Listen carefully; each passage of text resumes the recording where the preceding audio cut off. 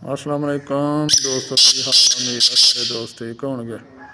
तो बाकी अल्लाह पाक जी सब दोस्तों के शौक जोड़े सलामत रखे, शौकीन हजरात जोड़े तरह वाले। बाकी दोस्तों इन्हों का ख्याल खास ख्याल करा करो, जिन्नी इन्हों का तुम प्यार मुहब्बत नाल इन्हों की खिदमत सेवा करोगे उन्ना ही नज़दीक परिंदा आएगा।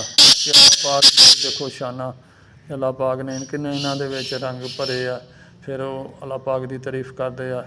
बहुत इंजॉय माहौल आ। वैसे भी जिस घर के तितर होए अल्लाह पाक का नाम लवे तो अल्लाह पाक दी रहमत हो जांदियां ने। ते तुसीं परिंदे दा खास ख्याल करा करो। तो बाकी वीडियो मुकम्मल देखा करो दोस्तों। तो इन्हों दोस्तों का बहुत बहुत शुक्रिया तावन कहता। बाकी देखो माशाअल्लाह फुल माहौल इंजॉय। चल भाई